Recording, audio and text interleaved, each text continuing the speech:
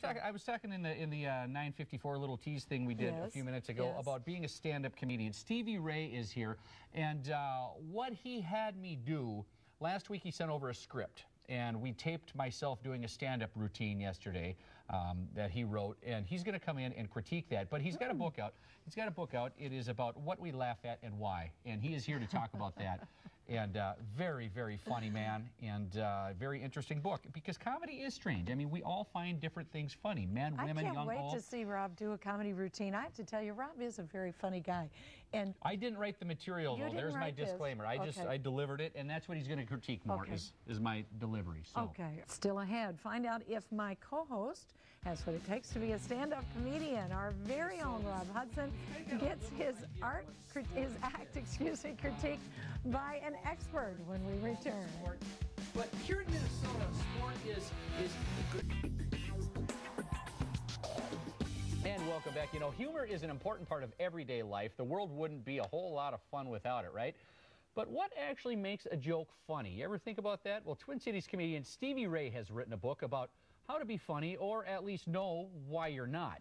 In my case, it's called What We Laugh At and Why, and we are happy to welcome Stevie back to the show this morning to tell us a little bit more about it. Great to see you again, Stevie. You too. It is a very, very cool book for someone like myself. I mean, who doesn't like to laugh? So everyone's going to enjoy this. Well, I think that some presidential candidates, but it's not that kind of show today. Yeah, I know a couple of people, but how do you know really in life what is and what isn't funny? Well, most people will tell you. By their silence, you know.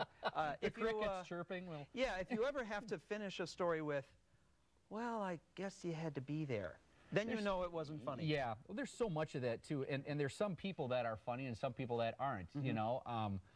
I can't tell a joke. Like, you know, my friend's dad can tell jokes. You know, there's just some people that can tell jokes, but yet they wouldn't be a great stand-up comedian. You know what I'm saying? Yeah.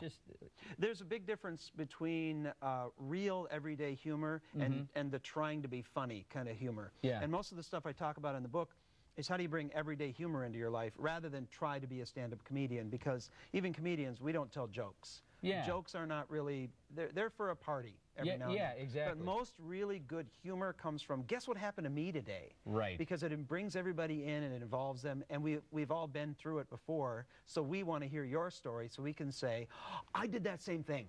Oh, you got to hear when I did that. Well, you tried that with me. You sent a script here.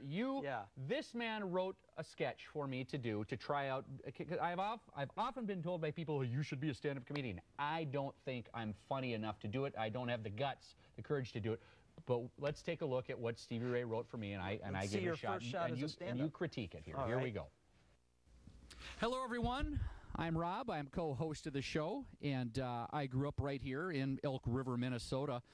Worked for a couple of years in Los Angeles, California, and San Diego, and then moved back, which I guess goes to show you I have geographical brain damage. No, but it's great to be from Minnesota. One thing that I did growing up here, I played ice hockey, a lot of ice hockey.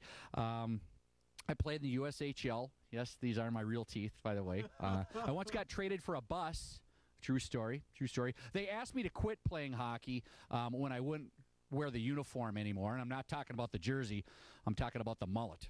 Another thing interesting about Minnesotans, we've kind of got a liberal idea of what sport is. Basketball's a sport, football's a sport.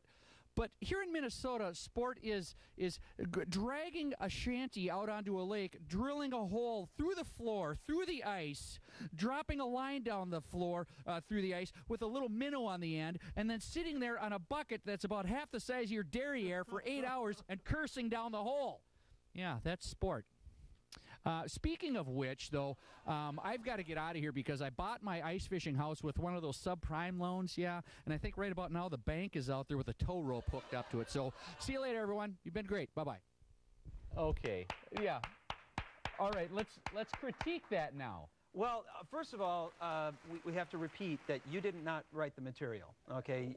I wrote that, and it's very. No wonder the writers went on strike. Yes. And it's very unusual because.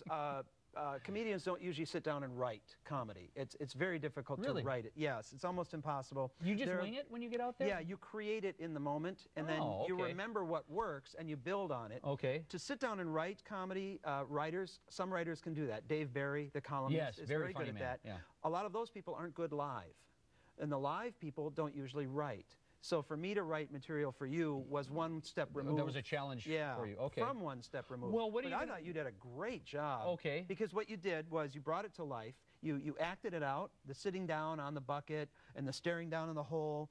That was good? That was great because people need to live the moment you're talking about. Okay. If somebody is sitting at a party and said, guess what happened to me the other day? I went to the store, and they just sit there, and then they mouth it all, you're not living the story. So you moved around, and you actually had a lot of attitude. And that really helps a lot because we need to see the emotion that you experience. But there's so many comedians that are different. Yes. I mean, we were talking in the meeting before the show, Stephen Wright gets up there and he just talks like this, and that's hilarious. Yeah. And you got Sam Kinison, you know, guys like that. You got different, I mean, how do you find as a comedian what works for you and then sticking with that? The most important thing is to be yourself, and that's what's difficult for a comedian because you're trying to just be natural and be yourself, but in the most unnatural environment. You're in front of an audience and you're standing on stage. I don't think I could do that. It's a totally different world. You're bearing your soul out there, and then it's almost like you're naked out there and people are laughing at your body. Hugely. And you have to be willing to be naked. And that's an old theater phrase, be naked on stage. Right. To do that,